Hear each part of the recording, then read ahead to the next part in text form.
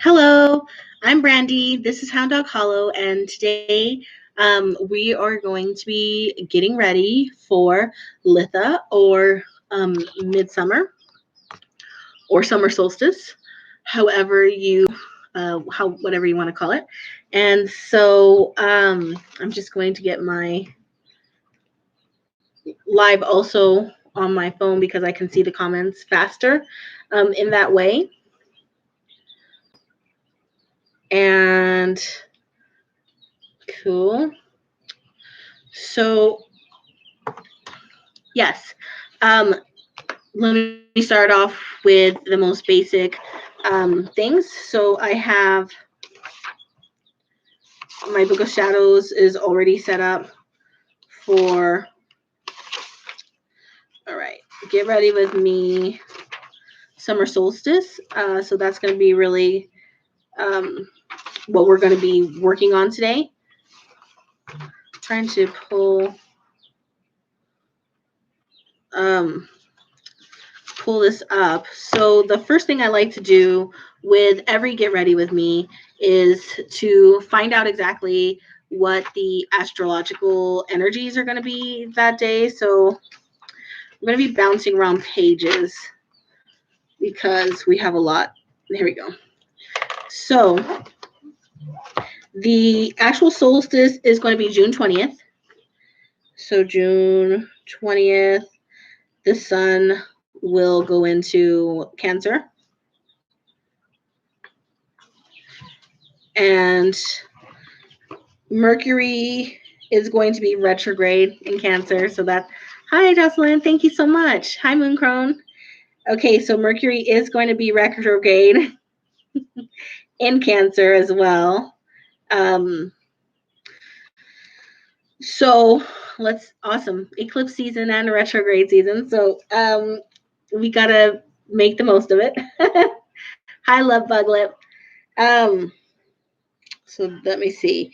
Everything else should be about the same as it has always been, meaning that let me see what our current thing is. Mercury is going to be retrograde in Cancer. Venus is going to be in Gemini. Mars is going to be in Pisces.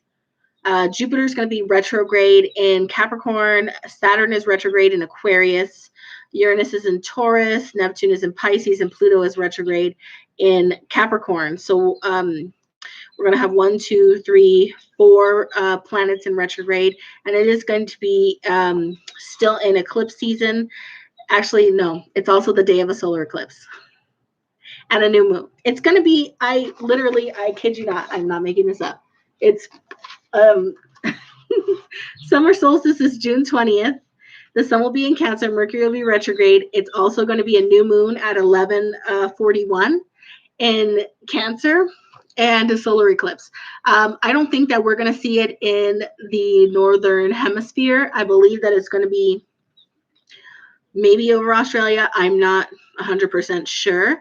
But there's definitely going to be a lot of energy there for us, for good or for better or for worse. Maybe it'll feel like for worse, but eventually those things do end up being for the better. Sometimes change and letting go is really painful. Let's see how it's going to manifest for us. So it's going to be a big day. It is going to be a big day. There's going to be a lot of potential for ritual working. There's going to be a lot of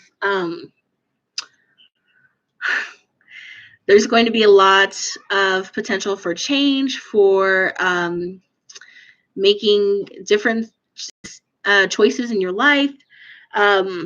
This may be some of you may want to honor the new moon in the next day or two and not necessarily on the solstice. It's up to you. Usually for me, solstices are like a period of time, not just a day. That's how I like to do it. But that's how we're starting. That's the energy that we're starting with. And so I have like literally a stack of books here. of different things that I wanted to talk to you about pertaining to this energy. I'm going to start with books that just very briefly touch on the lore and information around summer solstice, and dive, and from there we'll get deeper and deeper and deeper and deeper into the energy, because I have a lot of resources here. Some of them, some of them are not very in-depth, and some of them, of course, are in books that are completely dedicated. Hi, Lacey, that are completely dedicated to the Wheel of the Year. And so those will be larger chapters, and I want to do those last. Again, I'm sharing information with you, so you can kind of know, like, what is the energy behind Litha. I will do another Get Ready With Me for the new moon not next week. So next week, I believe, is the astrology live, but the week after should be the new moon. Or maybe next week is the new moon. I will let you know. Don't worry. Pay attention to the community page. We will do a live about how to prepare for that new moon as well, because new moons with a solar eclipse are immensely powerful. So stay prepared for that. Just really briefly looking through, this one's like a whole segment on just things you can do in summer. And this one, I believe, is really brief. So I'm going to start with the heavier ones also, just because practically hi, Carmen. It's hard for me to like juggle all of this documentation. So again, we look at this one almost every time. I've had this book since I was 18. It is Solitary Witch by Sybil Ravenwolf. Definitely has a lot of information. What I do say for people who are like not about her is, of course, check lots of resources. Even if you do like her, check lots of resources. Everybody has different views, different opinions, different ideas about what magical work looks like and what the energy of this specific spoke of the Wheel of the Year is about. And so you really need to read tons of stuff and only keep what's good for you, unless you have like a specific tradition that you need to follow. And even then, I would still caution you to really trust yourself and your spirit. So midsummer, summer solstice, other names are Litha, Alban Haroun, Min Sam Hadrin. I'm not saying that correctly. I don't speak Gaelic very well. I'm sorry. So the date varies between June 20, 21, or 22, depending on the calendar. It's when the sun is in 1 degree Cancer, and this year it is on June 20th. So the meaning of the word Litha is moon. The primary ritual focus is love, marriage, and divination. It is the counterpart of Yule. It's she says at least 10,000 years old. Popular mythos: primary festival of the horned god, battle of the oak and holly king, Scandinavian Baldur, the descent of the god or goddess. It's the astrological sign of 1 degree Cancer. It's cardinal. It's a water sign. Planetary ruler is the moon. Okay, at midsummer, the night is the height of the strength, and at midsummer, the sun is at the height of its strength. It's the longest day of the year and the shortest night. And as with the other quarter festivals, the main element used in popular custom was fire, which has especially strong roots with the Teutonic peoples, which is German, Norse, Scandinavian, and so on. Reports of bonfires on the hilltops and even in the streets were prevalent during European medieval times, and the celebration gave a great excuse for a major party. In keeping with Teutonic magics, water also featured prominently in the Midsummer Festival. And whether we are talking about the Greek Persephone descending into the underworld, the Egyptian Isis going there to save Osiris, or Baldur's descent into the lower worlds from Asgard, the theme of descent is extremely prominent in this festival. In the craft, the descent is our journey into ourselves in an effort to see our inner being clearly and change the things about ourselves that we feel should be different or better. The 2nd degree ceremony in many traditional groups is primarily about this type of descent and our desire to be the best that we can be. In keeping with the ritual given here, the wheel itself has a major focus of public ceremonies and was often set afire, as well as the practice of gathering dew of the morning, such as on Beltane, for health and continued happiness. Again, we see the elemental representations of fire and water. Branches of birch were also cut down and hung over doorways to ensure protection of the household. A mixture of yarrow, vervain, fern, and St. John's wort was dried, powdered, and thrown into the fire. The length, breadth, and color of the flames was considered um, before the future was foretold. So, magical ideas for your midsummer Sabbat ritual. Collect morning dew used in the midsummer ritual and empower for holy water. Begin your ritual at dawn. That's something that I've seen in tons of books. I'm not doing that. I'm going to sleep. Work magics for partnerships and unions. Incorporate the legend of descent into your ritual. Study hex signs and paint one, adding its empowerment in your ritual. Build your own circle of stones. Glue 8 candle cups to a wheel and use as a centerpiece for your ritual. Empower each candle for special wishes or overall good fortune. Midsummer is a solar holiday that recognizes the passage of Gemini, a mutable air sign, into Cancer, a cardinal water sign. It is the one solar holiday that strives to meld the outside world in which you function to the workings inside your family environment. So, I got a lot from that. Actually, I'm gonna take some notes because this is to get ready with me, so I'm getting ready too. Let me just find a spot for these books. My husband keeps trying to encourage me to use my dang bookshelf, and I'm not listening. Hi, everybody.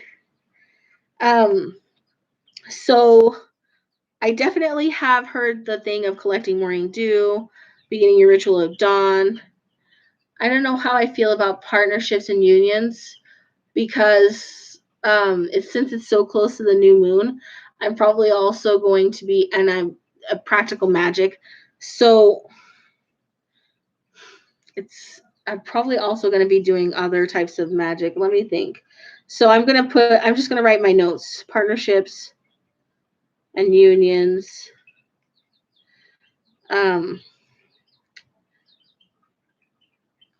Descent. So I'm thinking that makes me think of shadow work.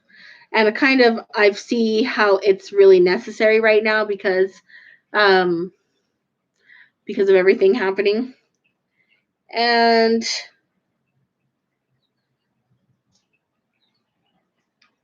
so I've got ideas. I've definitely got ideas. This is one I don't usually refer to often. It's Encyclopedia of Witchcraft by Diokas. This is not the book that I thought it was. I don't use this book very much. When I was a kid, I used to love to read encyclopedias, just like literally read them. And sometimes I even read the dictionary. I was a weird child. But what I used to like is to just learn random stuff all the time, just gathering it up. Unfortunately, I don't. Hi, Patricia. I hope you're well as well. I don't have time to just sit there reading through the encyclopedia. I usually want to look for something very specific, like a specific type of knowledge, or to expand my knowledge in a specific topic, or a correspondence or something. I'm usually looking for something a little bit more specific, and so that's why the correspondence book works a lot better for me. But this one does have its purpose. So I'm just going to tell you what the background of Litha is. The Wiccan Sabbath that corresponds to the summer solstice and thus midsummers and St. John's Eve is Litha. However, unlike midsummer, there is no fixed calendar date. Rather, Litha is celebrated at the exact conjunction of the solstice on whatever day it falls, approximately June 21st, this year's 20th, when the sun is at its height and the longest day of the year. The name Litha seems to derive from the ancient Germanic calendar, which was apparently divided sixfold rather than 12-fold, as is the modern calendar. Each year was divided into 60-day tides, which might be considered a double month. Litha seems to have been named the summer tide. So, I mean, that didn't really give me a whole lot more information. So, I mean, it's not helpful in the context of like what I'm looking for practical magic. It's a nice book to have. I do refer to it occasionally, but It's just not what I had thought, which is fine. I like books. Books don't always have to be exactly what you think. They sometimes surprise you. So this one is a gift from a friend. It's the Spirit Almanac. This one is not, this is like a spiritual book and not necessarily a magical book. And the difference is like, it talks about summer and just like the seasic significance. The Chinese 5-element system splits summer into two parts. Early summer is the fire element. Late summer is the earth element. So summer is yang to winter's yin, full of masculine, relentless energy.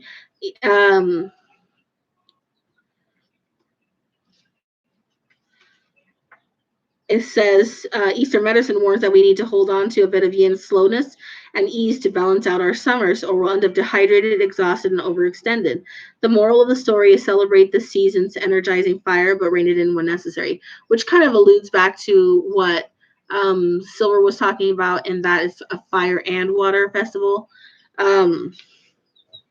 If it were a moon phase, summer would be a full moon, without a doubt. It's a period where everything is amplified and emotions run wild. Ooh, we need more of that. We can perceive it as either overwhelming and frenetic or an empowering time of self-reflection. Just as the full moon is an opportunity to reassess our goals, according to the lunar calendar, summer is a time to do so under the seasonal one. Summer is a time to socialize and pinpoint the people and experiences that make you feel happy and free. Live less with your to-do list and more on your bucket list. Take the long way home. Check in on your goals and reassess anything that needs to shift. And make room for childhood play and movement, hiding and seeking. Lord, my son is hollering. During the summer solstice in the United States, the sun shines everywhere from 13 and a half hours in Miami to nearly 16 hours as you move up to Seattle. Farther north of the equator, Stockholm is flooded with 18 and a half hours of light, and the day lasts an incredible 21 hours in Reykjavik, with the sun rising just before 3 a.m. and setting a few moments after midnight. Those before us fervently celebrated the gods and goddesses who brought this nearly limitless sunshine, and odes to them still exist today. Apollo, the Greek god of the sun, is a common figure in folklore, shining light alongside his twin sister Artemis, the goddess of the moon. Considered a symbol of immense beauty, Apollo was celebrated across much of the ancient world, and he was the muse for one of the very first Roman temples. In Japanese culture, Amaterasu is the goddess of the sun as well as the greater universe. Legend has it that at one point she became angry and locked herself in a cave, which engulfed the world in darkness and made way for evil spirits. The Ise Grand Shrine, a revered shrine in the Shinto religion, is dedicated to the sun goddess and the way we depend on her to show us the path forward. And then it talks about free form drawing as an exercise, and on the first noon of summer, which will literally be, hi Tarot Lady, which will literally be the same day. The first new moon of summer is summer solstice. So maybe you might consider the next one. They talk about forest bathing, which is basically when you go into the forest and you soak up nature. And then the first full moon, they recommend making a flower essence. So not really what I would think of as like a magical, but definitely a nice intentional living idea.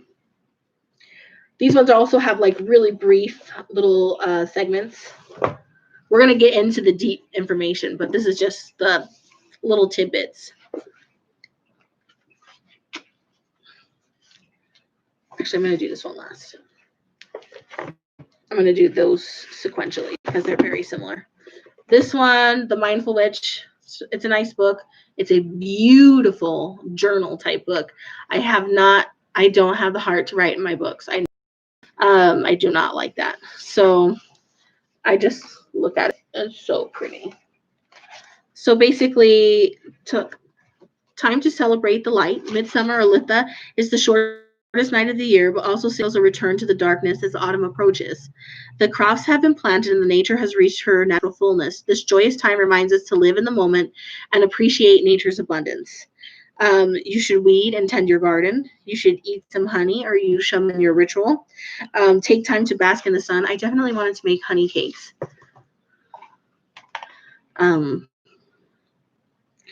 Garden work, honey, and sunshine. Don't get too much sunshine, but a little bit is good. And that's basically it. That was literally their whole. That's what I mean. Like some of them, I mean, when you have your, so this is one, Practical Magic, A Beginner's Guide to Crystals, Horoscopes, Psychics, and Spells. Absolutely beautiful book. Hi, Amber. Very, very lovely, especially for people who are like curious and want to start getting some information. These are great books. I love this kind of book because no matter how long you've been practicing, it's always nice to see like different new ideas. So Litha, also known as Midsummer's Night Eve, celebrated on the summer solstice. This is yet another night of celebration, but is more somber than Beltane. As on Samhain, the veil between this world and the next are quite thin on Litha, and so precautions must be taken. It's a night to celebrate the sun and light, so traditionally bonfires were lit and garlands of herbs tossed onto the flames to honor the sun god and Queen Mab. This is, of course, an important night for the fairies as well. It is. If the only, not the only, but one of the only nights of the year that I will do anything with fairies is midsummer. It's an important time to honor them so they don't get shit up. Just saying, do not offend them now. This is not the time. This is, of course, okay, as this night is the shortest of all, it's a good night to hold a vigil, watching and waiting for the sun to rise. If you hold steady, you will gain power and control over magic, but you risk madness or being whisked away by the fairies. The colors are yellow, green, and gold, so I'm definitely going to write that. Colors. Yellow, green, gold, and that sounds like sunshine and green leaves. Stones are emerald and gold. We're going to go way over this again, but I like to jot down anybody else's ideas too. And the herbs are mugwort, vervain, chamomile, yarrow, lavender, and thyme. Ways to celebrate: light a bonfire, create a wreath of flowers, harvest St. John's wort, sleep with any of the above under your pillow to encourage good dream, and hold an overnight vigil. So I had in one of my first little witchcraft books ever was that on Midsummer's Night Eve, if you put like lavender or a bay leaf or like it varies. If you put that under your pillow, you will dream of the man that you're going to marry or the person you're going to marry. There's a lot of mythos. That's why I go through all the mythos, the mythology around the date, because really like sometimes if you just look at one person's correspondences, they really pull out what it means to them and not necessarily what it can mean in its entirety. So that's why I give you as much information as possible so that you can say like, okay, that means something to me or not. So I do like the bonfire, and I do like dream magic. And of course, this is the time for the Fae. So beautiful, short and sweet. And then I have 3 books from this series that I'm going to refer to today. Obviously, I like this series a lot. This is not even the only 3 that I have. I have a few more. So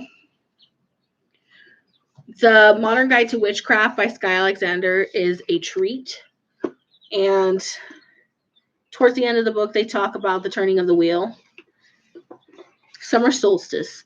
In the northern hemisphere, the summer solstice is the longest day of the year. The Sun King has now reached the highest point in his journey through the heavens. Witches generally celebrate midsummer and around June 21st when the sun enters 0 degrees of the zodiac sign Cancer. This is a time of abundance when the earth puts forth her bounties. In early agrarian cultures, midsummer marked a period of plenty when food was abundant and life was easy. Our ancestors celebrated this joyful holiday with feasting and revelry. At this point, however, the sun had reached its pinnacle and begins its descent once more. Um, Folklore says that at midsummer, earth spirits abound. This belief inspired Shakespeare's delightful play, A Midsummer Night's Dream. If you wish, you can commune with the elementals and fairies at this time.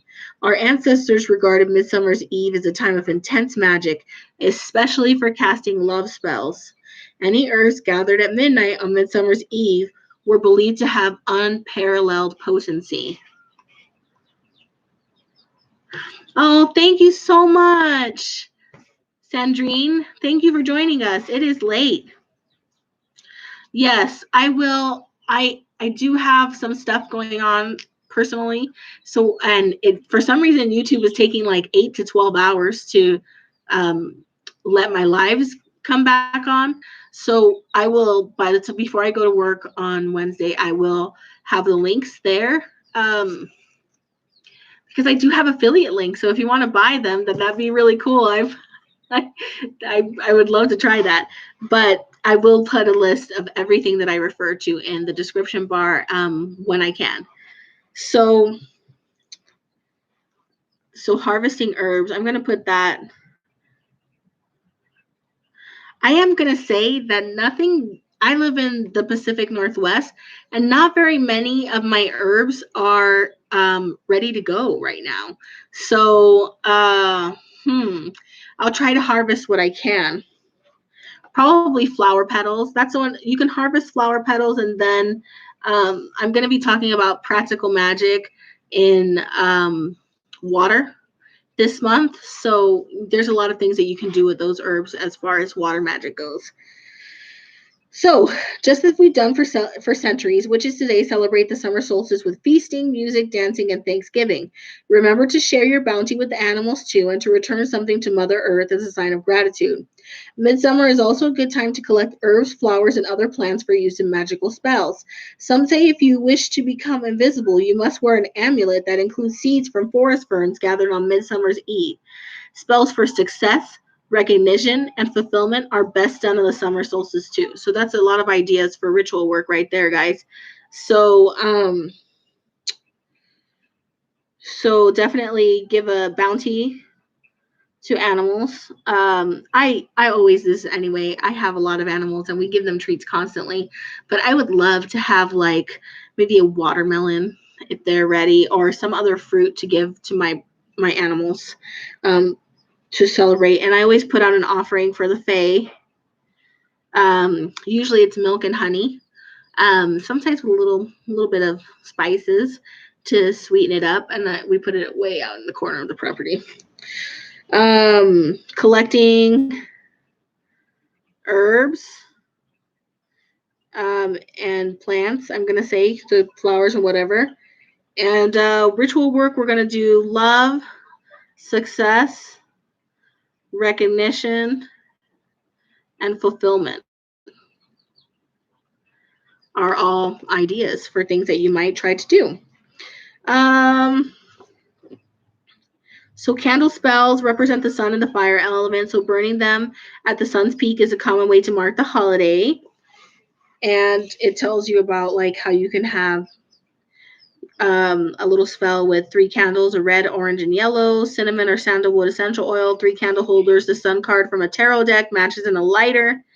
You dress the candles with the oil, arrange them in the triangle pattern, lay the sun face card and the sun card from the tarot face up in the center of the triangle, and just really work, meditate on the fulfillment, abundance, recognition, and respect, creative energy, and all the good things in life, and visualize yourself absorbing those things. So that's one idea for a ritual. The Modern Witchcraft Grimoire by Sky Alexander. It's nice because it briefly goes over a variety of topics, in that it says, like, if you were going to make a grimoire, we might suggest that you cover these topics, and here's some brief information about each. And so that's the context that usually this book I use. I use it often. I'm trying to see if there's anything different because a lot of times it is almost exactly the same. So the sun reaches its pinnacle and begins to descend once more.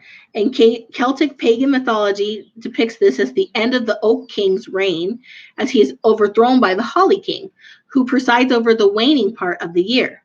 This myth sees that the two kings have two separate aspects of the god. These rivals are the goddess's lovers, and each has his season. And that's it. It says basically the same thing. So, and then this book has quite a bit more information because this is also Modern Witchcraft Guide to the Wheel of the Year, and it is by Judy Ann Knock. So this series is not all by the same person. They all have different people doing different parts of the book. And they are whole chapters. There's a lot of information here. These ones do really focus on the astrological part as well. They're really talking about, like, you know, what's happening in the cosmos during this time. And I find that very pleasant and a very different take because I have all of these books and this is the only one that mentions that. And so very welcome change of perspective. Okay. So a lot of it's very similar in first.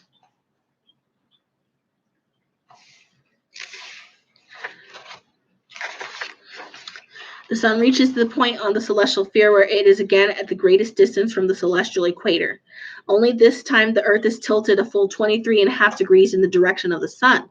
The sun shines directly over the Tropic of Cancer at a latitude 23 degrees north and seems to stop for a moment as the Earth's journey around the sun reaches its culmination. The sun will be at its farthest north along the horizon, standing still before beginning its slow return to the southern sky. In Britain, standing stark on the hill of Salisbury Plain are the megaliths of Stonehenge. What appear to be remnants of great dome and arches stand as they have for 5,000 years, a mysterious enigma that has never been solved. One indisputable fact about Stonehenge is that the circle of stones in the great avenue leading to its center is in alignment with the summer solstice sunrise. Whether Stonehenge was intended as a calendar, timepiece, observatory, or ritual space remains debated to this day, but also to this day the sun does not fail to fall upon the heel stone, casting a lingering shadow on the morning of the summer solstice and again on the evening of the winter solstice. It's considered sacred to the Celtic goddess Danu, or Anu, as she was alternately known. As goddess, she would bestow fertility, prosperity, and abundance.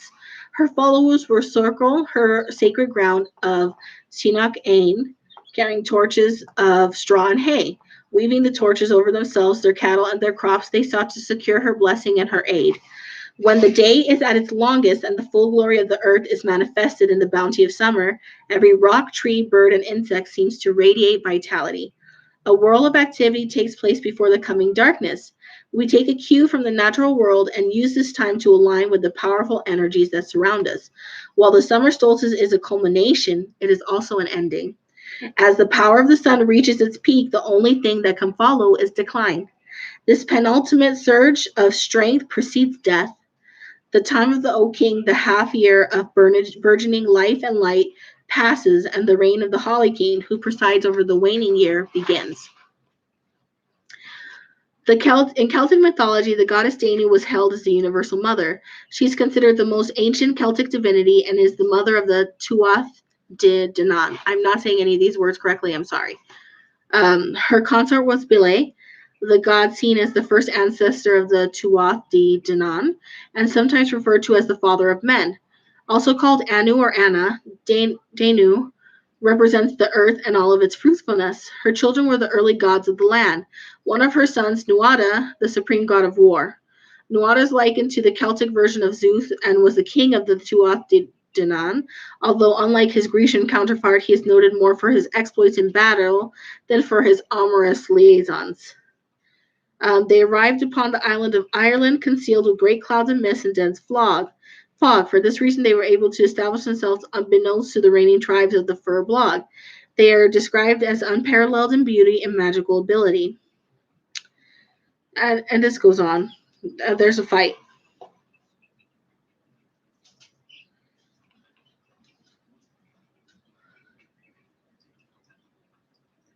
Um,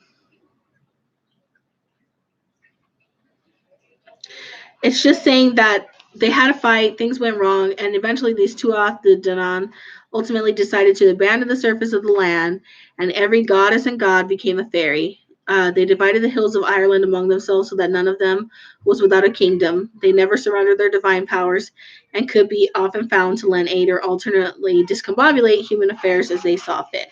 So I'm not really into Celtic mythology. It's just not my thing. I don't really resonate with it very much, but it's really interesting. So celestial events, that's what I'm really getting into. The hero, the dragon, and the crown. The sky at midsummer is a treasure trove of mythological lore. From conquering male hero Greek mythology to the Babylonian Genesis myth, the stars above continue to remind us of the link between mortals and the deities, projecting the age-old legends. So Hercules is in the sky at summer solstice. At 10:30 p.m., the constellation Hercules will be visible at the zenith. Its most recognizable feature, the central box made up of four stars in a trapezoid pattern. Hercules was by far the most famous of all Greek heroes. He was the son of Zeus and Alcmene, and by way of his divine and illegitimate parent, incurred the persistent wrath of Hera, the often maligned wife of Zeus. Renowned for completion of the legendary 12 labors, Hercules was worshipped as a god throughout the Mediterranean. Um,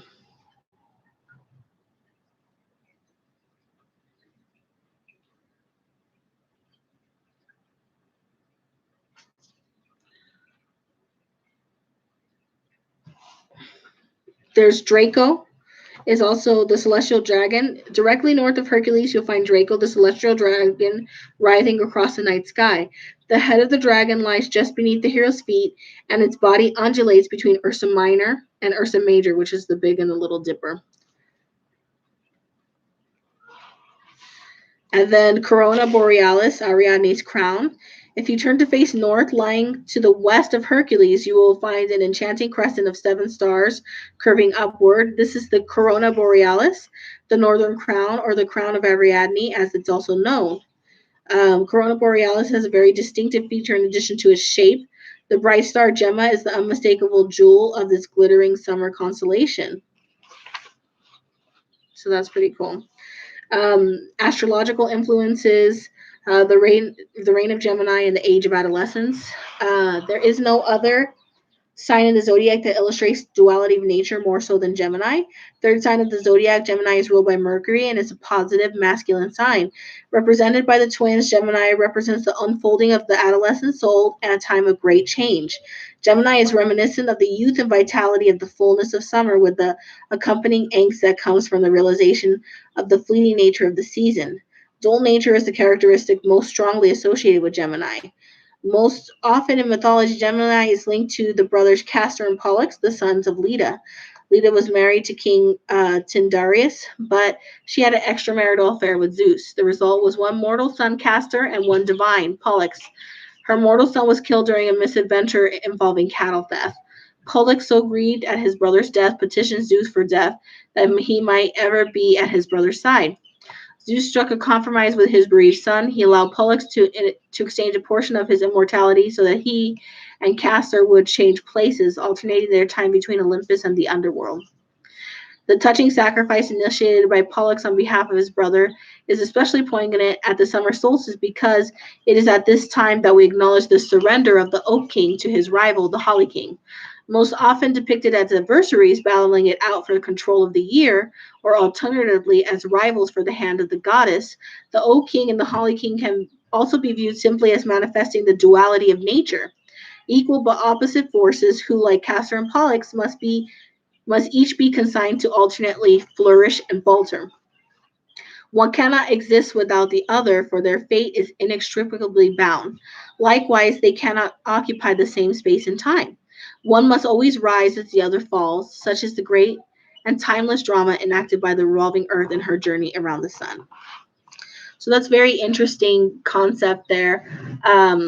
We are going to reach, so summer solstice is when we reach the peak of the light half of the year. And if you notice, the next 3 celebrations, so Lammas, Mabon, and Samhain, those are all harvest festivals. They're 3 harvests.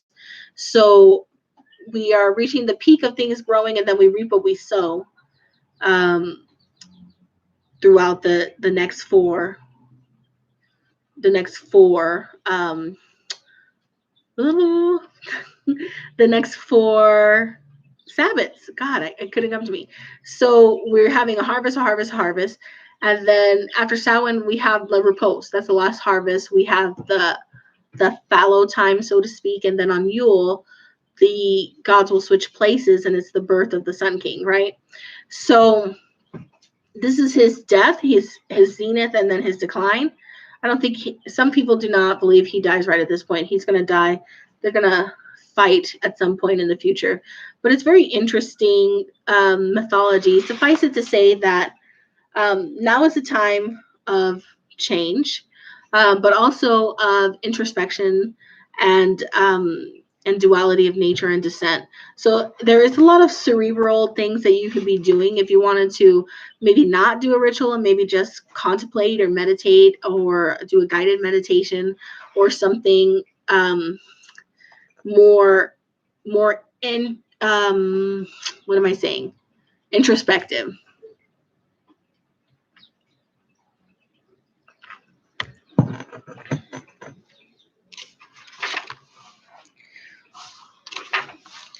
And then there's a long meditation of dancing with the city.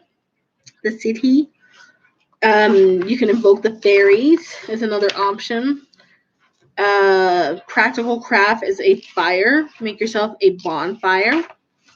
And those are the options. This is really, really a good book for like getting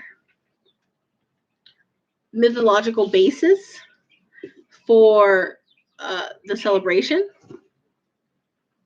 Ooh, that sounds really good. But it can be a lot. This one, The Witch's Bible by the Farrars, Janet and Stuart Farrar. It's pretty, I mean, a lot of people have issue with it. I loved it. I felt like I got a lot of deep philosophical, spiritual framework that I still use to this day. I love this book. Very, very good book. It's heavy. It's really thick. It's really heavy. You definitely have to be in the mood to really absorb the information that this book is putting down. Whereas this book, it's modern witchcraft, right? This is not necessarily Wiccan. This is going to tell you lots of different ways that different cultures and different mythologies and different things come together to celebrate this specific turning of the wheel, which I like because I'm eclectic. I'm not a Wiccan. These guys are definitely Wiccan, traditional ones, but I really like the information on magic, and also whereas this one's talking about broad mythologies, this one's specifically talking about the journey of the god and his rivalry and his endless battle with his rival, the Holly King. So just very briefly, because this is a massive book.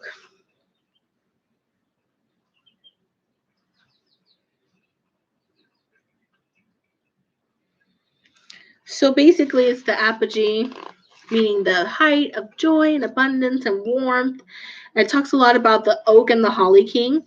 So at midsummer, the oak king, the god of the waxing year, falls to the holly king, his twin, the god of the waning year, because the waning peak of summer is also by its very nature the beginning of the holly king's reign, with its inexorable progression to the dark nadir of midwinter, when he in turn will die at the hands of the reborn oak king. So the Oak King's midsummer death has taken many forms in mythology. He was burned alive, or blinded with a mistletoe stake, or crucified on a T-shaped cross. I mean, this is some heavy shit. In ancient times, the human enactor of the Oak King was thus sacrificed in actuality. I don't know about that. That doesn't sound great. His death was followed by a 7-day wake, but the Oak King himself, as god of the waxing year, withdrew to the circumpolar stars, the corona borealis, that turning wheel in the heavens, with the ancient Egyptians called not knowing destruction, because the stars never dip below the horizon even at midwinter. Here he awaited his equally inevitable rebirth. Robert Graves suggests that the biblical story of Samson, a folk hero of the Oak King type, reflects this pattern. After being shorn of his power, he is blinded and sent to serve in a turning mill. One might also suggest that Delilah, who presides over his downfall, represents the goddess as death and life, and that in demoting her to villainous, Hebrew patriarchalism forgot or suppressed the sequel, that in due course, as life and death, she would be destined to preside over his restoration. Since the medieval practice, St. John the Baptist lost his head on St. John's Day, which is June 24th.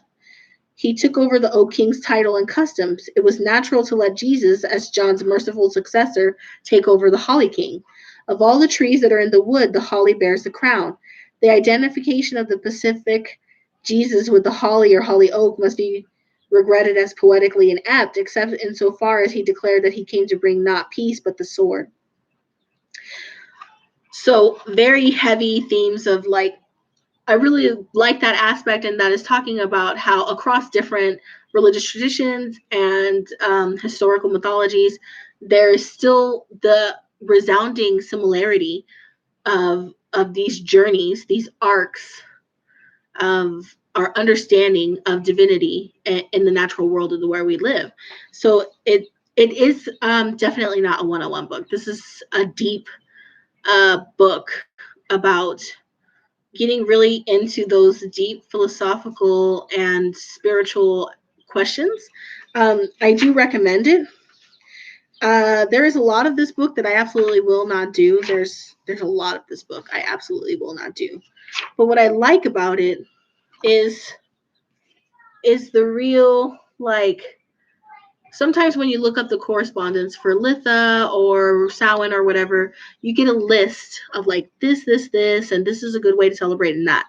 But it doesn't really give you the context of why am I doing this thing? How did we get pumpkins out of Samhain or whatever the case may be. And books like this, and to a lesser extent, books like this, really resonate and talk to us where is this mythology being built on? Oh, thank you, Tarot Lady. Thank you so much. Or Cindy. I'm sorry, I forgot your name. I'm sorry. Thank you so much for coming. Yes, please watch it later. But it's really saying why are we doing the thing? And for me, that's vital, because I can't stand it when the only information I get is that you have to do the thing. Just do the thing. Don't worry about why. I don't want to do that. I want to understand how reality is working. And so that really is a good resource for that. I believe that at first you should start with the basics of the information and then dive into those books. There's a reason they're not Witchy 101 books, and it's because they're very hard to understand without the foundation of the basic knowledge of magic that we learn in the beginning about elements, about the cyclical nature of the moon and of the year, and those things are all good information to have before you go into the deeper philosophical meaning. I digress. So the last time that we had our Beltane Live, I read from this book and I regretted it. I'm going to give it one last chance. Let's hope we don't have regrets today. So it basically talks about Litha. And it's going to talk about the lore, and it goes into that. So tools and symbols are like passion, the blade, the magic circle, and of course fire. So you can go for a walk. Think about what you have planted recently in your life. Are you working to keep it thriving? What can you do to add fire to this new and tender joy in your life? How can you make it stronger? Send a wish to the goddess on the petals of a rose. Kiss your wish into the flower and float it upon a natural body of water. Plan a summer celebration.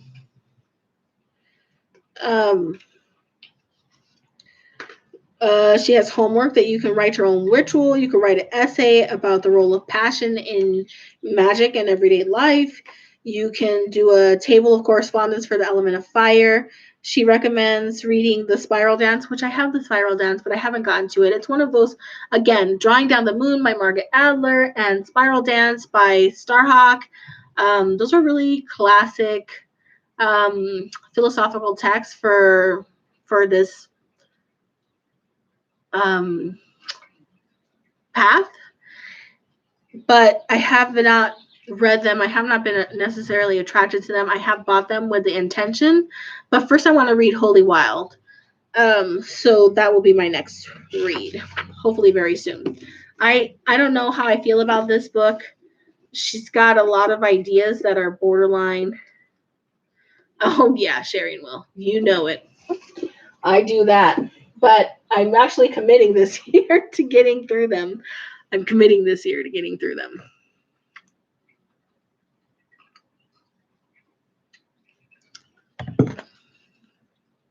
Last but not least is one of my favorites.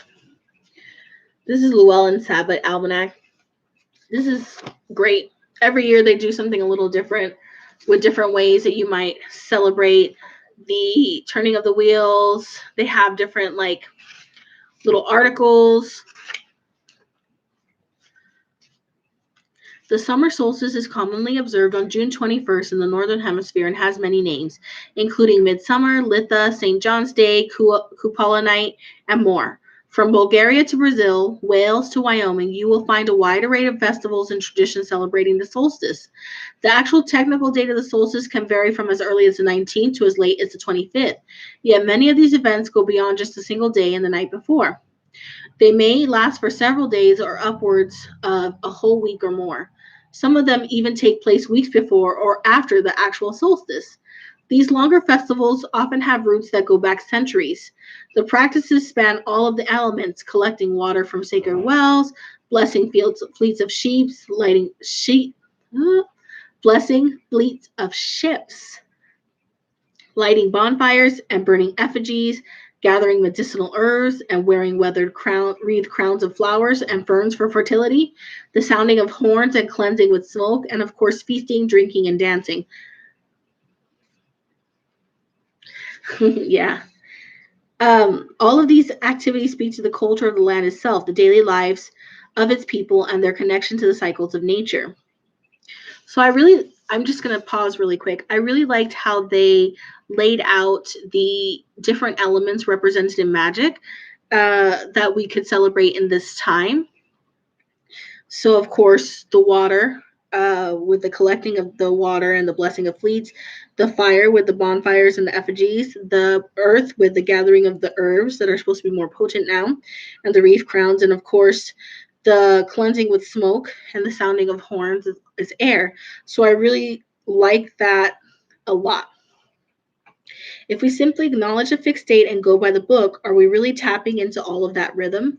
And again, that's why I like to do a week. But when we get too wrapped up in the modern calendar and focus on just the numbers, we can lose sight of what it really means to celebrate the changing of the season. Let's explore how you can shift your brain from simply seeing dates to enabling yourself to resonate more deeply with the world around you. And this again speaks to what I've talked about at Beltane and what I'm going to talk about basically forevermore. And it's rethinking the turning of the wheel, rethinking the Sabbats, and really like taking a look, a gander, journaling, noticing how Litha or Beltane or Samhain looks in your backyard, in your community, in the houses, the plants by your house or your apartment, the animal behavior, anything that you know is different that makes you think specifically, oh yes, summer is here, or whatever. I encourage you to journal. I have been journaling. And it really does deepen your practice because, again, when you're reading these correspondences and things like that, they are definitely valid and they're definitely researched materials and information set up to help you connect or as a starting point. But the real deepening, powerful magic is when you make things your own. when you really notice those things in your life, in your backyard, then magic will be everywhere if you notice them for in your life and in the context of how you live. It's really important to, yes, this is all really good information, but I really encourage you to, like, what is summer? What does summer mean to you? What does it smell like? What does it taste like? How does it feel? What do you eat? What are the things that you do? What do you celebrate? Like, that is really, really what it's about. Because for me, the turning of the wheel is the solid acknowledgement that life and nature is passing, and a reminder to really be present and enjoy it. I digress. So, this is her story. As a child, the beginning of summer happened when school year wrapped up and we had nearly 3 months of free time to enjoy. At the parochial grammar school I attended, the yearly parish carnival fundraiser also coincided with that final week of school. The arrival of the trucks bearing colorful rides and games, along with the erection of striped tents over the schoolyard, heralded that summer was within our reach. For the whole last week of school, every night as the sun began to set, what had been a big, boring, paved parking lot and church grounds came alive with twinkling lights and the sounds of merriment. Trailer doors would pop up to reveal games of chance with their tantalizing backdrops of stuffed animals and amazing prizes. The aroma of fried dough, cotton candy, and pizza filled the air. Each following day, the students would be abuzz with who managed to sneak on the bigger rides, who got sick on the zipper or tilt-a-whirl, who won what prizes, and how many times they went down the giant slide without getting friction burned by the fiberglass. I attended the same school from kindergarten through 8th grade, as did my older brothers, so there are years of memories tied into that carnival, even from my earliest years. There are the goldfish that live long lives in their household from the game where you had to get ping pong balls in certain bowls of water. Yes, I know that's not an acceptable or humane thing nowadays, but it was the 70s and 80s. There weren't even laws for wearing seatbelts in cars for much of that time. There's the giant stuffed unicorn that was bigger than me, which my father won for me on one of my birthdays. I later found out that he didn't leave it up to chance. He put a quarter down on every possible square in the roulette wheel game. Numerous nights of my brothers being tasked to have me tag along with them while my parents worked volunteer shifts in the big tent. There was a year I was finally tall enough to ride the Gravitron with my brothers, and I felt so cruel and grown up. Later, I could go and hang out with friends without parents or brothers. Then, when I was newly 13, I went on my very first date to the carnival with a boy named Scott and had my first kiss. So awkward. The carnival was just a week every year, but in my memory, it stretched on forever. So the summer solstice as a day. Summer solstice simultaneously marks the longest day of the year and the shortest night. If you envision this year as a turning wheel, when the winter solstice stands opposite it with its corresponding longest night and shortest day of the year. Situated between them on either side of the wheel, you'll find the spring and the fall equinoxes with their equal balance of day and night. When I was growing up, each of these special days were considered to be the first day of whatever season they preceded. But for the moment, step back from the hardline association of the day with the tilt of the Earth's axis in combination with its position and its revolution around the sun. This astronomical alignment and arrangement is definitely the reason for seasons.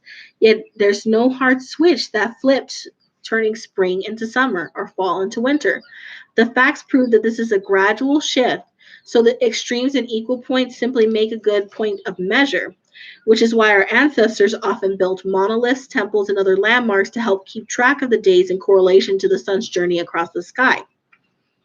So unless you are meticulously counting the seconds from sunrise to sunset, the days on either side of the solstice will feel just as long, the nights just as short. The shift is so slight, most people don't even notice. To further complicate things, if you follow the observed dates for a solstice versus the actual dates, you miss the solstice entirely. Our society has gotten so used to putting everything into neat boxes, be it celebrations or cubicles. You have this obligatory thing on this holiday, then the clock turns over, and the next thing you know, everything is 50% off, and you better start getting ready for the next big commercial, whatever. Such a mindset tends to be counterintuitive to the practice of witchcraft. There's no need to rush or cap off every celebration by the hours. Rather, we should sample and savor the rise and fall of the pattern. I suggest breaking your Sabbats out of their date boxes to start viewing them as larger experiences, which we've talked about. The meaning and the feel of the season. For me, despite the fact that I'm generally a positive and optimistic person, I can't help but think that once we hit summer solstice, it's going to get a little darker each day. This shouldn't get me down because autumn is one of my favorite seasons, and I'm happiest when I'm wearing boots and scarves versus trying to douse myself in sunscreen and battling sweat. But still, the lessening of the light affects me. The shortening days make me feel like there's less time to be fully active. I'm more likely to get a move on when I wake with the sun and less likely to hunker down when there's more light in the evening. Our ancestors felt the changes both gradually and acutely as well, as they tended to live closer to the land than we do now. There was also more at the mercy of the weather than most of us today. If a rainy summer ruins your tomato plant or a storm cuts power to your storage freezer, it's fairly easy to go down to the grocery store and restock. But you don't have to work in agriculture in order to connect to the land. We just need to pay closer to um, what's going on around us, what animals are around, what's in season, what plants are blooming. Wow, we really are talking about the same thing. I had not read this before. There's the science behind how the season affects us, but there's also the spiritual sense as well. This is why we often turn to myth and metaphor to find our place and deeper meaning. Personally, I've never connected with the symbolic rise and fall of the Holly King and the Oak King, with some traditions used to explain the seasons. As much as I love myth, it's hard for me to find a spiritual connection to this particular story when I'm observing the world around me, but it might strike a chord for you. Or maybe you'll find something more familiar with the myth of Persephone because her story echoes something in your life. You would be hard pressed to find a culture that doesn't have a myth that correlates with life patterns on the planet, and in particular one that's relative to your region or in tune with your worldview.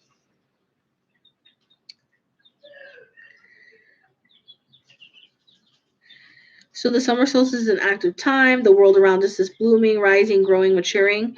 The earth is coupling and bringing life forth all over. It's also marked by storms and extreme weather, such as hurricanes, tornadoes, high winds, and monsoons. The longer hours of sunlight and warmer weather spend more time outside finding the right amount of active for us. We often choose to do it in our own backyard, travel the world, gather with families, take advantage of the sun's rays to grow a garden, go explore your local parks and natural areas. And lastly, you can use it to grow yourself. So I like that information. It's really good. Ooh, this is my favorite part, the cosmic sway.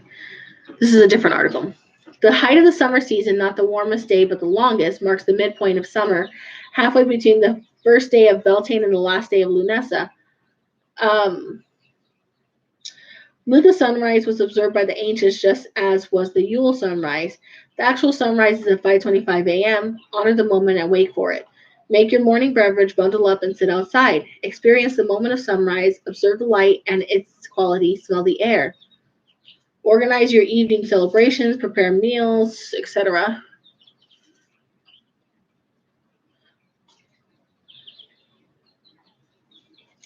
Traditional things to do are gardening, hand fasting, rising with the sun. Um, this person is saying that Litha is going to be on June 21st, which many people celebrated that day, but it's actually not. It's on the 20th. So she was talking about the dark moon in Gemini. So it does say that making the merriment more dependent on the emotional state of the partygoers than the actual lunar sway. It's talking about Gemini moon. The Cancer new moon will come out to play with its favorite toys, nurturing moodiness, compassion. Am I in the right year? I don't know how she got it quite so wrong. I'm pretty sure that the moon in Cancer, yeah, the moon in Cancer, 2302 on June 20th. I don't know. She's way off. So maybe this part is not super correct.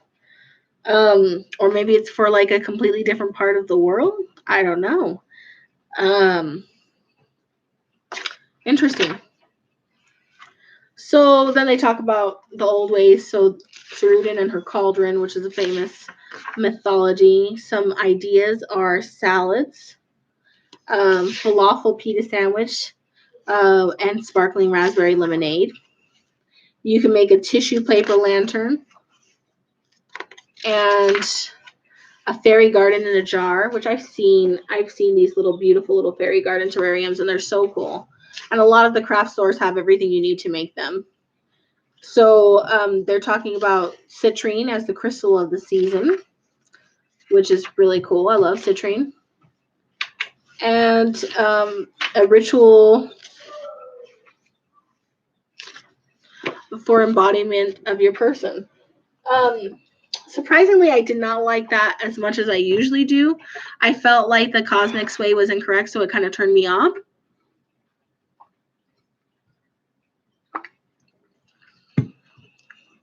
But what I'm getting from this is a lot of abundance, a lot of really consciousness in what's happening, growing, all sorts of things. So let me just go to our favorite book, which is Llewellyn's Complete Book of Correspondence. Because I feel like now we have a good, really good foundation for the mythology and the lore. And now we want to know what our ritual should be, right? So the correspondences are the sun, obviously. The season is summer. The time of day is midday, so noon, the height of the day, right? The ogam is ore. The element is fire. This one suggests that the colors are blue, gold, green, and red. So we're going to add some blue and red. The trees are beech, elder, holly, laurel, linden, and oak, as well as, and the plants are galangal, mistletoe, and saffron.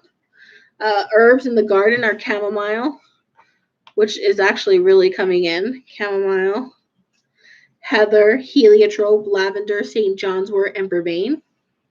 The gemstones are diamond, emerald, jade, lapis lazuli, and tiger's eye. The goddesses are Amaterasu, which is the goddess of the sun, and Phoebe. The magical creature or magical thing is fairies.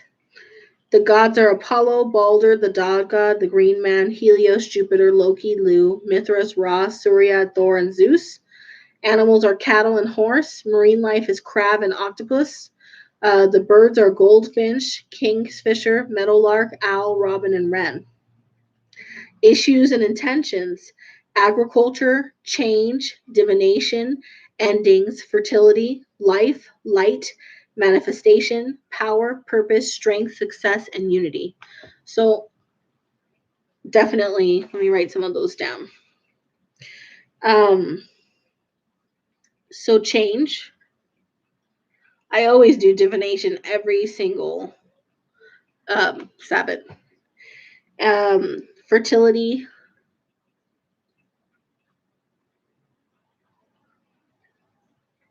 Oh yeah, Sherry, and well, I do keep an herb garden. I have lavender, thyme, oregano, basil, chamomile, rosemary, peppermint, bee balm, which is bergamot. I know I have some lemon balm around there too. I think I have lemongrass, tarragon, cilantro, which has bolted, which is so it's going to be coriander.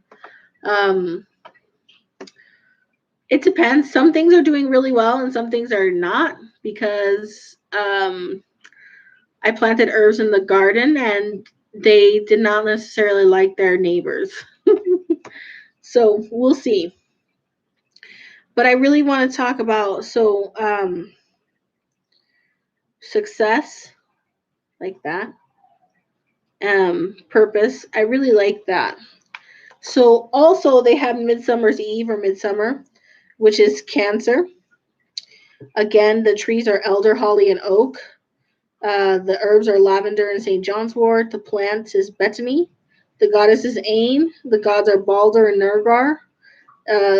Fairies and horses, seals, and selkies. And it's really ideas of the other world or the underworld, purification, and visions. So I feel like this is a really good time for dream work as well. I wish you guys could too. Like some of my herbs are just in little pots. The basil is just in a pot on the kitchen counter, and it's enough. I really don't eat that much basil, so it's totally enough basil for my needs. So there's that. So I definitely feel like there is a lot of space for a wide variety of magical practice on the solstice. I think for myself, I probably will do an offering to the Fae and maybe some dream work, some dream magic. Pardon me. I've been having very, very vivid dreams, so if I can collect any herbs or plants or flowers, I will try. My roses are basically spent. This is kind of an awkward time on my property where there's not a whole lot of things blooming. So my roses are definitely spent for the year, and my dahlias and my sunflowers haven't really come in yet. So I definitely have poppies, and there's a lot of Southby, which looks like giant dandelions.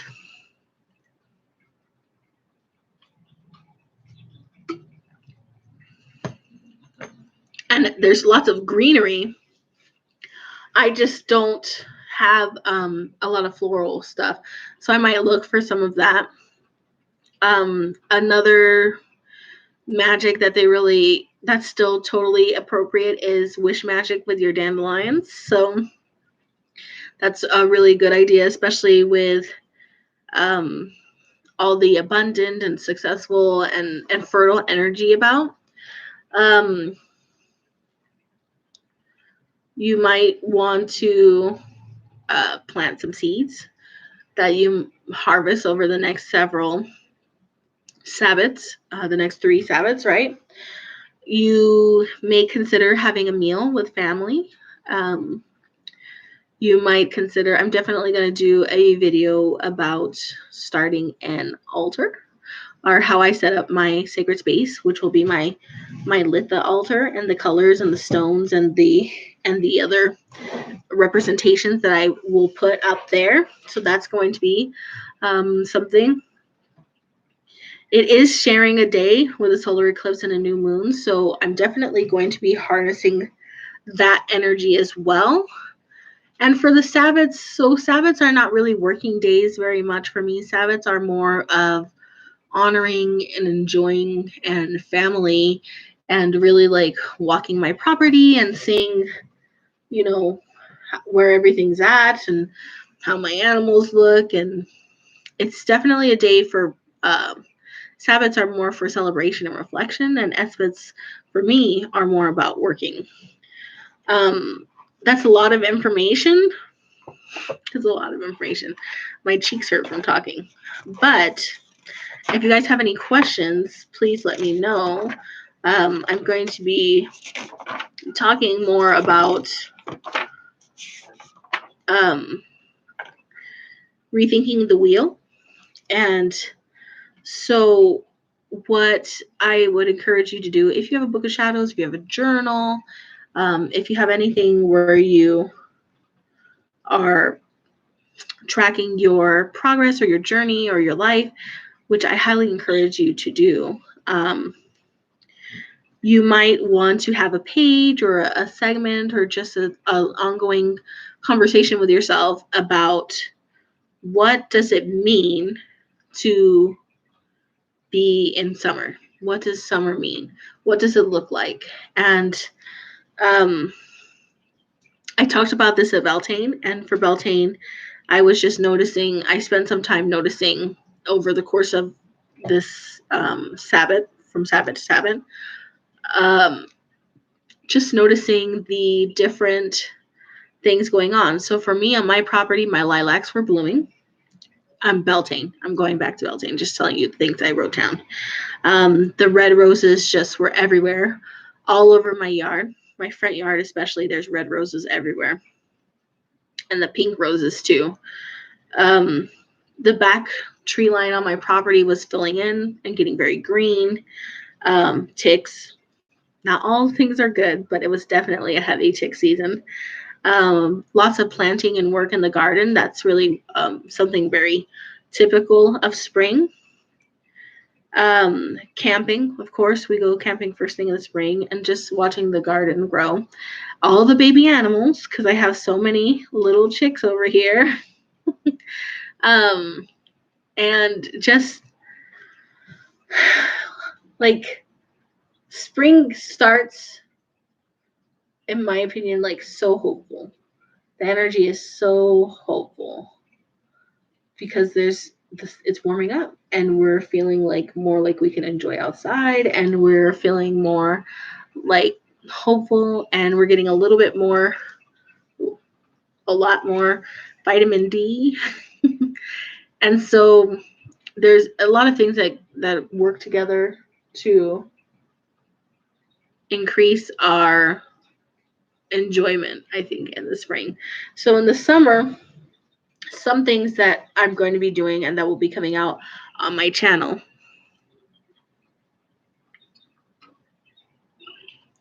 Sorry, my mouth gets dry from talk. I don't even have my damn book with me. A couple things that will be coming out soon will be like things centered around like how you can be present. So that's really what most of the time getting ready with me for the SBAT and the Sabbats really are about. There'll be some practical magic water.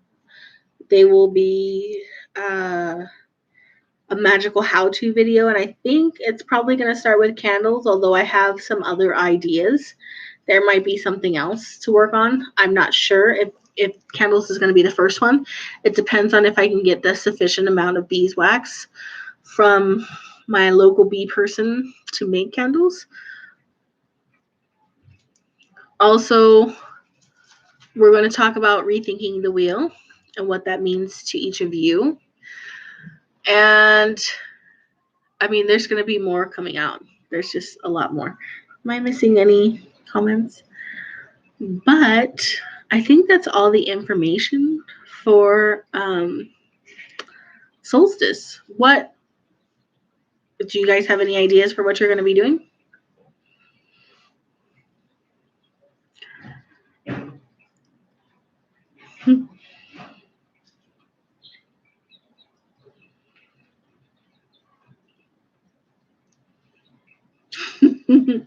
I honestly don't have anything solidified yet either. It's kind of oh, Jocelyn, that's a great idea. Candle making is really awesome. I'm going to be making candles. I don't think I'll be making it in time for the solstice. Bonfire. Yep, I love a bonfire. Yes, decluttering my house. I definitely need to get on that. Definitely, as far as the themes of release goes, that is something that's been weighing heavily on my mind. Is decluttering and just letting things go to make space, but also because my mom's coming and this is the guest room and that's the bed. It ain't ready for sleeping. So I've got a lot to do. I definitely want to harvest some herbs. I know we have to. I know I haven't been able to find the energy. That sounds wonderful, Michelle. Oh, that absolutely sounds wonderful.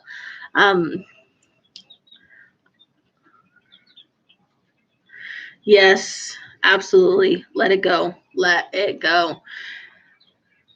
And you know, it's been challenging for me because I don't feel my typical self. Like I have a lot of passion around my message, which is that everybody is magic and magic belongs to everybody and we can all do this. And even if it's something small and if it's not perfect and if we have to do it after work or a day or two late or early to go around our work schedule, that all of that is valid and meaningful and totally powerful. But when so much of your energy is directed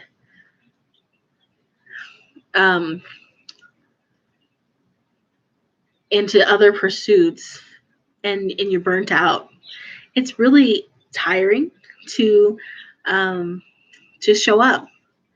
And I'm going to say there's a lot of stuff sucking us dry. There's a lot of heavy stuff. There's a lot of stuff going on. There's a lot of things demanding our attention and our concern and our time.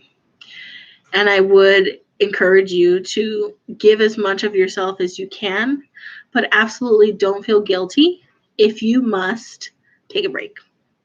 If you must step back, step away from social media or whoever, and just gather yourself. Cleanse, ground, gather, and recharge. And just get back to a place where you can be good and do good. And that's where I have been. I've been really tired. I haven't been doing, I usually post every day on my channel, and I haven't, because I've been so drained by everything. And then it occurs to me that when I'm so drained that I can't spread my message, that I can't spread my light, that I can't do things that I love, that is, for me, it feels like defeat. So I'm not going to do it. I'm not going to give in. I'm going to keep doing things that make me happy, and I'm going to keep spreading my message, and I'm going to keep showing up in the world the way that I want to be seen and the way that I want the world to be. And the world will have to catch up. So that's where I'm at. I am an empath, Michelle. I mean, literally, I've been crying, raging so much, and I'm so fucking tired. But at the same time, I am also a powerful witch, and I know better, and I know to protect myself and to ground myself, and I have methods that I know work, and I've been neglecting them because a certain part of me wants to feel these things and to lean into that discomfort. But I've done that enough, and now it's time to shield myself, to ground myself, to cleanse myself, and to get back in the fray, doing the good work. And that's what I've been working with. Yeah.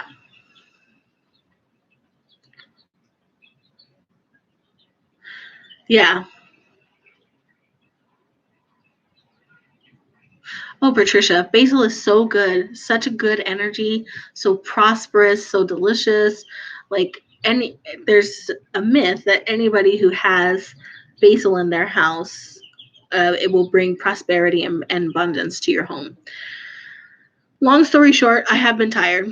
I'm feeling a little better. Been spending a lot of time secluded with my husband, which has been really great. He is my rock. He's my other half. We're balance each other. So he's like, do you really want to be an angry person? Because you can be angry, but you don't have to be an angry person, right? And that's true. I don't want to do that. So that's where it's been. Just regrouping, collecting, getting ready to give more of myself. And so there's so much more coming, and it's going to be, I think, awesome and super helpful. Because, hi, Catherine, you sweet angel. How are you, dear? I do want you guys to know that despite my best intentions, I haven't worked on my giveaway. I have, in the fact that I have connected with everybody who's won. Everybody who's won has connected with me. Most of you have responded with things that you're interested in. And then, so I will be responding to you guys when I get a chance. Oh, thank you, dear. I will be responding to you guys when I get a chance to finalize kind of the boxes, and then I hope to get them out next week. I had hope this week, but I forgot about a medical appointment that's really important that's happening. And so, unfortunately, it happens right before my work week starts. And then during the work week, it's really hard for me to get packages out. So I'm sorry about the delay, but the boxes will be awesome. I promise. So they are coming. I'm slow. I'm sorry. And then I have all this guilt about it, and that kind of like blocks me up. And I'm not going to do that. I'm sorry. It's coming. I promise. The eclipse, there's 3 eclipses. So there's this last one, the full moon. On summer solstice, there's a solar eclipse. And on the full moon after that is another eclipse. So it's a lot. There's a lot going on there. There's a lot of energy. And I mean, I'm taking it as a sign that like I've gotten too comfortable and I need to do some self-reflection. Thank you. To do some self-reflection and to grow. Because even in my personal life, there are things that I haven't quite manifested the way that I wanted. And mostly it's my own fault. When you really lean into that uncomfortable feeling, you start to realize that part of it is you're sick of your own bullshit. And that's where I am. I'm sick of my own bullshit. I'm sick of everybody's bullshit. But I'm also sick with mine, so I can't just ignore my own thing. I've really got to show up for myself, for my family, and for my friends here in this community. And that means a lot of things to me. So when we were talking and reading the books about how like it's a balance of introspection and your outside environment. Hi Tammy. It's a balance of fire and water, passion and emotion. I really feel like that really spoke to me about work that I need to do. And for me, again, like they were talking about, the summer solstice is just the beginning of the season, but the feeling goes throughout the season, right? And then there's the ending part where it kind of transitions into the next part. But I really feel called for that work right now, and so I'm really going to be focusing on it. But it's also some, if you have a goal, if you have something that you want to manifest, then this is the time when you should be putting in the work. If the next 3 Sabbats are harvest festivals, right, where you're going to reap what you sow, then now is the perfect time to course correct so that you have something wonderful to reap, right? If you have been neglecting your house cleaning, then now is the time to cleanse, to organize, to clear out negative energies, and then you'll get to reap the positive energy of your home, right?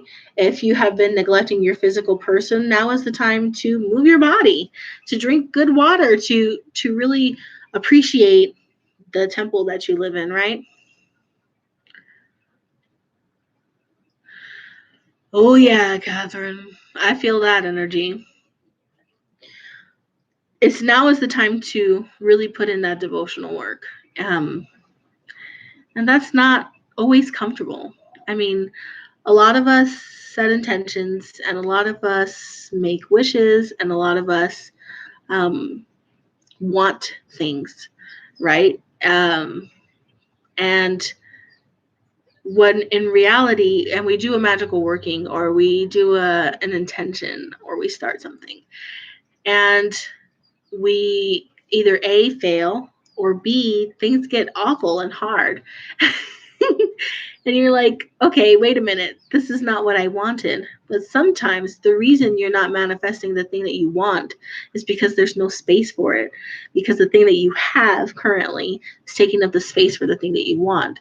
And so that means the thing that you have needs to be removed. And sometimes removing it is not fun or easy, or sometimes it hurts.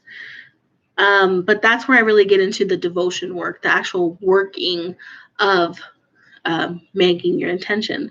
So if I said, oh, I want a beautiful garden and I just planted seeds,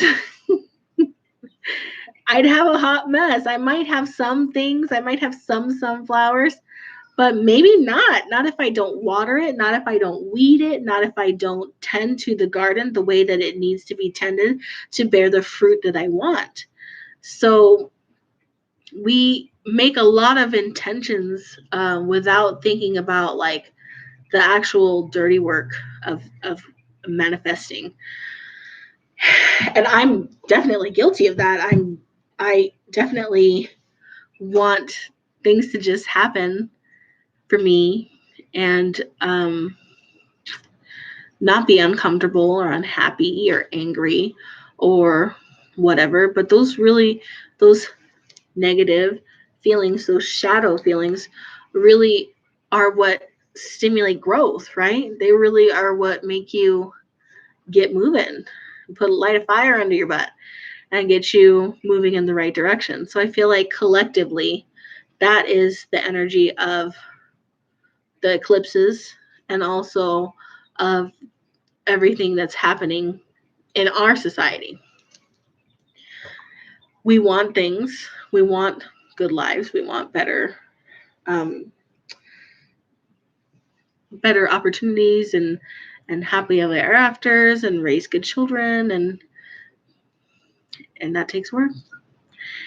And that's where I've been just like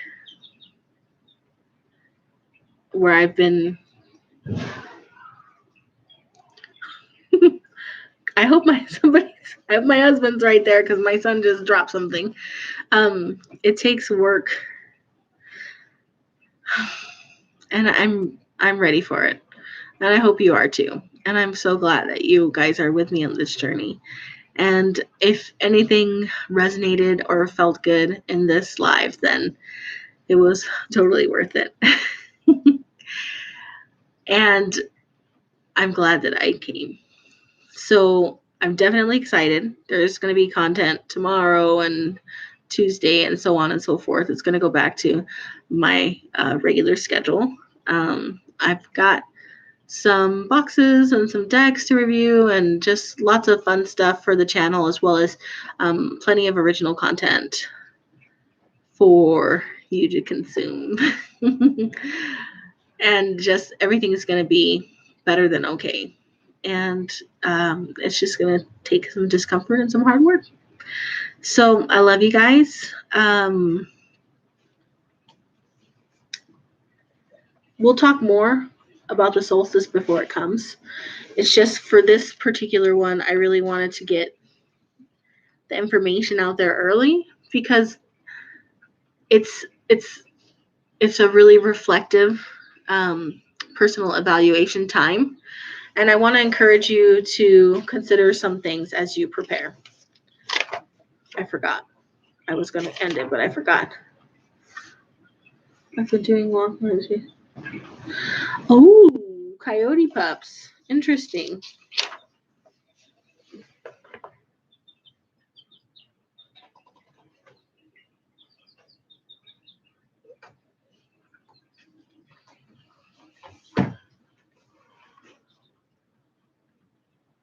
I read that coyotes, trickiness, wit, humor, falsity, sexual infidelity. That's for their bones, though, but there's a lot. Hi, Enchanted Moon. Thank you for coming. I'm just getting ready to wrap it up. But I wanted to say something that I encourage you guys to do is, okay, we've talked about when.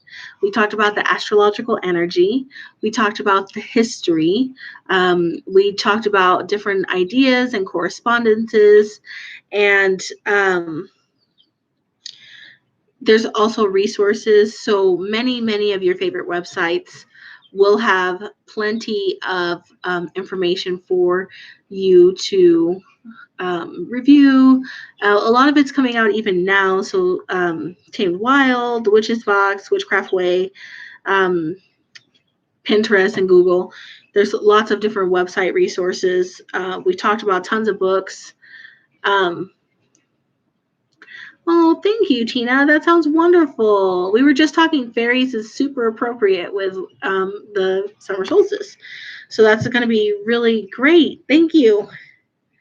I highly recommend that you journal and do divination.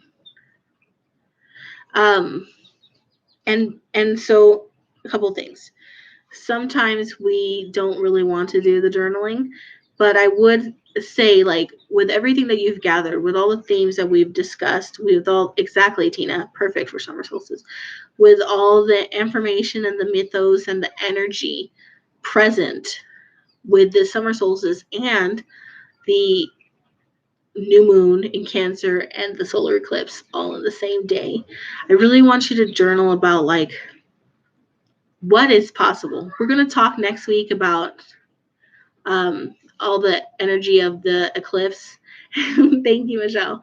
All the energy of the eclipse, all the energy of the new moon in Cancer. We're going to talk about that next week. And then at the end of that one, I'm going to try to make some time to really discuss how we're going to combine those, or how I'm going to combine those two energies, and really how we can make this, how I'm going to make a ritual, and then you guys can do your ideas as well. I'm just thinking out loud in these exercises. In the interim, journal, look for messages and dreams, synchronicities, like really observe the, hi, Leanne, the life around you, and do some divination. However that appears for you. You might do cards, you might do decks, you might do pendulum, you might do runes, dream work, meditation. There's a number of things. I highly encourage you to see, like, what is the message for you specifically in this time of change with the universe, or your deities or your guides or your ancestors or even your subconscious self. Like, what are we needing to work on so that when the harvest season comes, and it's coming, we will be able to reap rich rewards, right? So from there, you might narrow some intentions down and plan for your ritual working. And I think we're going to discuss more about that next week as we really get into the other half of that same day, which is the new moon and the solar eclipse. So that is definitely basically, oh gosh, there's so much background noise. That's basically how I'm going to go into this. And so, like, I really like this deck, Threads of Fate, Shadow Oracle. I'm going to pull probably a card for us, for all of us present right now. They are definitely bigger, Leanne. My husband is counting the days so they can go on the back porch with a heat lamp. So, oh, that's not a good sign. I don't want to quash them. They stayed together. If I don't think anywhere else. I know, right? So these 5 things, I'll show you the cards. Withdraw.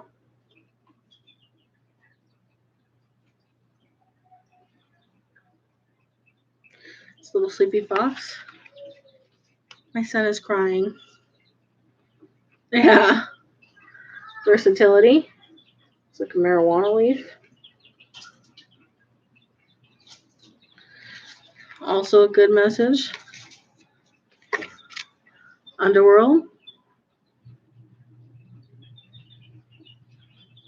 Underworld. So that's also descent, right? What we talked about. Trust. Everything's going to be okay.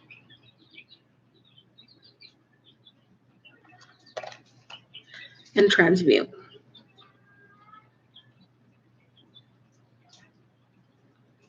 Oh, my baby's crying. I'm going to just talk about this really, really brief, and then I'm going to go get my baby. Okay.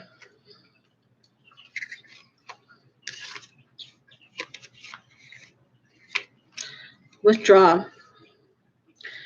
It's time for stillness, death, and collecting our resources. Calls for a retreat. While our culture values productivity, doing, acting, and pushing forward, Spirit is asking you to take a break and to relax. Go within yourself, find stillness, gather your strength for what is to come. We often find the solutions we need when we step away from what we are all doing and allow ourselves to unfold. Perfect. I was literally talking about this. It was perfect. Let me see what else we got here. Versatility.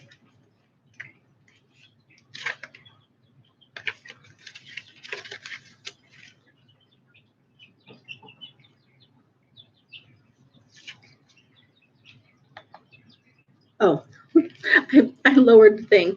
So versatility. Pulling this card may indicate a time where you are coming up against a lot of resistance, whether internally or externally. A lot of times we focus on one thing very intensely and push hard despite being shown that the timing is off. What can be helpful in those situations is to move on to other things so that the energy is freed up and you can go back to it when the time is right. This card teaches us to be flexible and go along with what is being presented to us, even if it may not be what we really want, or what we want, rather than trying to force things that are not ready. It may also indicate a need for approaching the situation differently. If you don't feel it is about stepping back, examine how you can shift to what's really there. Super appropriate. God, this is really good reading. So let's see, Underworld.